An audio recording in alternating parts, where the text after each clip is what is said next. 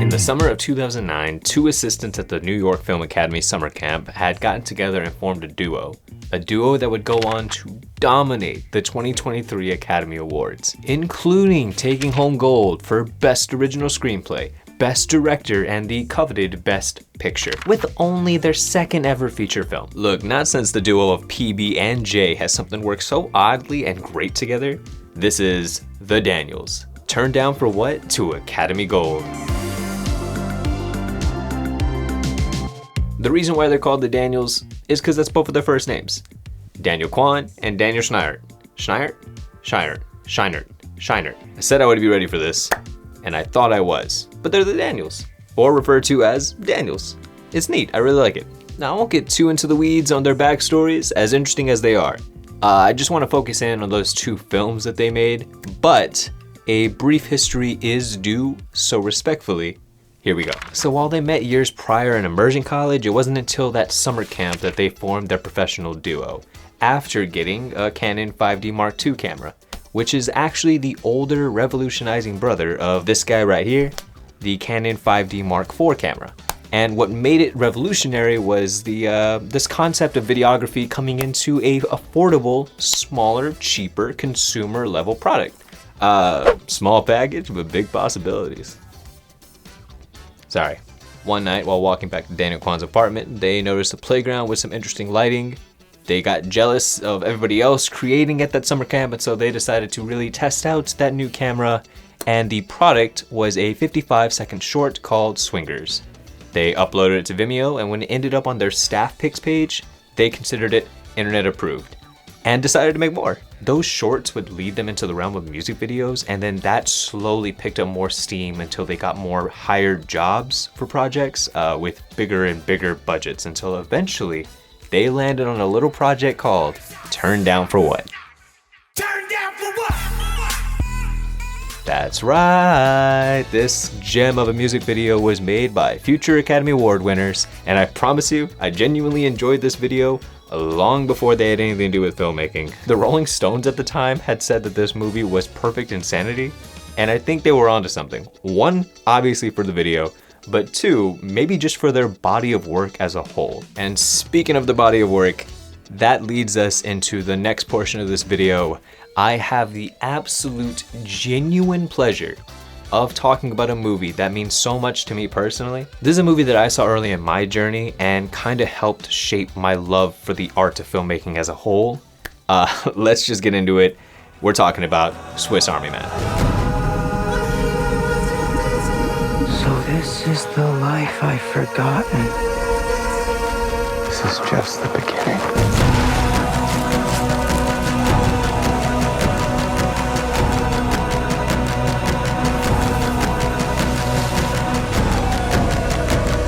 The Daniels had gotten together and done a producer's tour. They kept pitching, and the idea was mostly of jokes that they would form into movies and concepts, stuff that they wanted to make, not so much the stuff that producers were pushing onto them. Until eventually they landed on a producer who actually took them up on it and said, "Why don't you write that?" And so they got to work writing on the script built around a fart joke. They had their baseline, but now they needed to do something more. They needed to write around that joke and elevate it to make it more genuine, something with emotion. With the movie wrapped and a premiere at Sundance Film Festival, that's when something truly unique happened. The walkout. Before the movie could even finish, people were walking out, with some even being reported leaving 15 minutes into the movie. There were even some people who were going out on record to say that this movie was like a disgrace and a mockery to filmmaking. But those who stayed for the credits actually ended up applauding it, and the next day wrote reviews saying that it was about the meaning of life itself. I need to emphasize this. People left and said that this movie was a disgrace to filmmaking. Those who stayed applauded it and said that it's about the meaning of life. I fucking love filmmaking. Like, regardless if you agree or disagree with either take, at the end of the day, responses this strong and something so beautiful and uncomfortable to people like that, this film is more art than most other movies.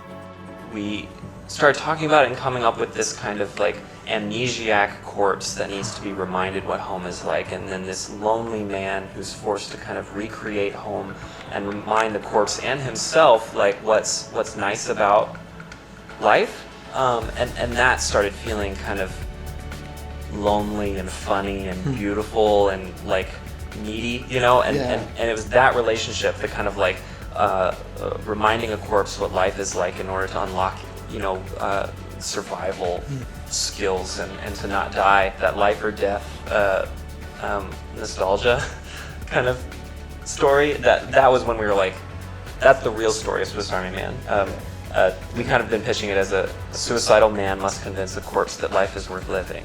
And my take personally is I do believe that this movie addresses the themes of life, addresses the themes of what is love, addresses the themes of what makes us uncomfortable, addresses the themes of what makes everything worthwhile, even down to the smallest details that together build something that's beautiful because we live it and experience it and we get to do that. I'm just saying that this kind of movie doesn't get made often. They just threw so much into the script that it somehow means nothing and everything all at the same time. You could even say everything all at once. But really though, you get 10 different people to watch this movie and you're gonna end up with 10 different takes. That's just the kind of movie that this is. This was one of those handful of movies that just really stuck with me even after I left the theater. And it was to the point where like this movie made me feel so much that I feel like it helped contribute to my push towards the art of filmmaking.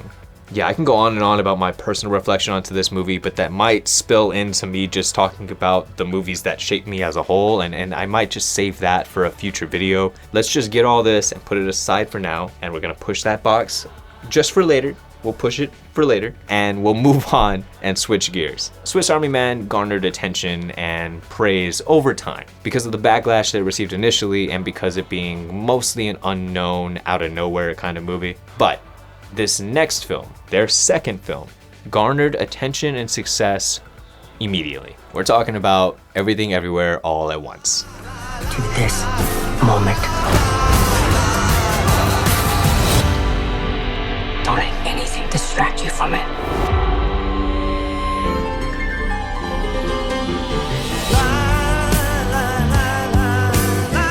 Yes, Everything Everywhere All at Once, your new favorite multiverse movie. I'm kidding, of course, it's obviously still one of these gems.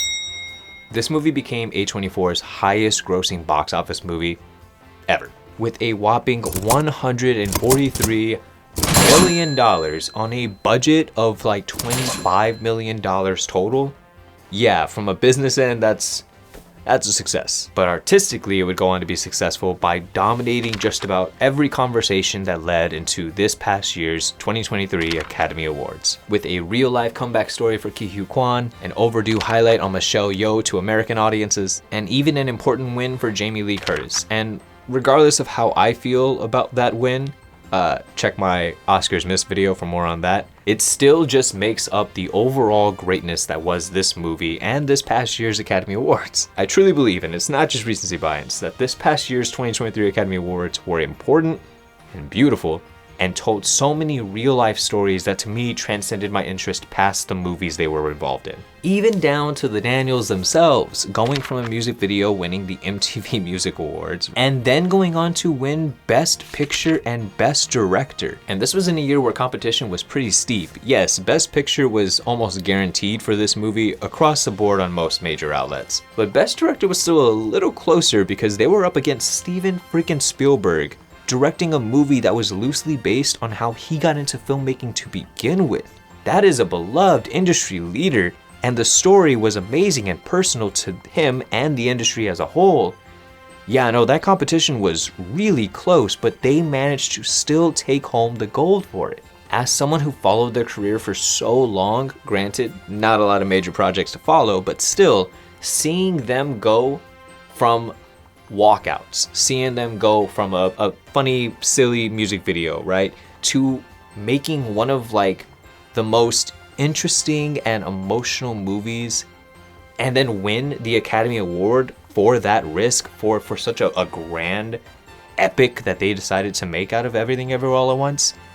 Yeah, no, that That was so gratifying. That was so rewarding to watch. But yeah, they managed to make a multiverse movie at a time where that trend is kind of hopping into all of our movies and TV shows. I can't seem to get away from these kind of projects that keep popping up.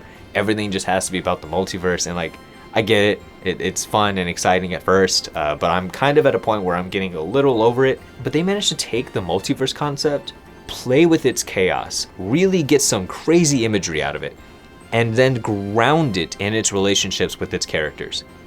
This movie is a story about a wife and her husband. This story is about a mother and her daughter. This story is about the meaning of meaning.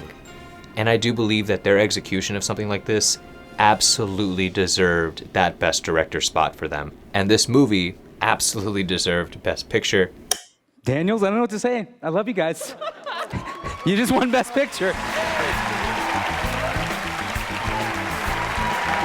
And so yeah, let's go ahead and wrap this one up. My final thoughts are the Daniels are two artists that took a hell of a journey. They're filmmakers that take risk, and I'm just so grateful that someone took a risk on them and decided to let them make what they wanted to make and how they wanted to make it. The amount of effort and time that they take into their movies and their scripts, the idea of taking such a simple trend or such a simple joke and expanding them into this emotional epic, this profound experience, this uncomfortable and divisive set of work. Yeah, no, they're artists. And yes, I'm grateful that someone took a chance on them, but I'm also grateful that you liked and subscribed to my content. Sorry. But really though, subscribe, because I do have more content rolling on its way, and I would love for you to be a part of it. Until then, thank you for letting me rant as always, and I will see you on the next one. Bye.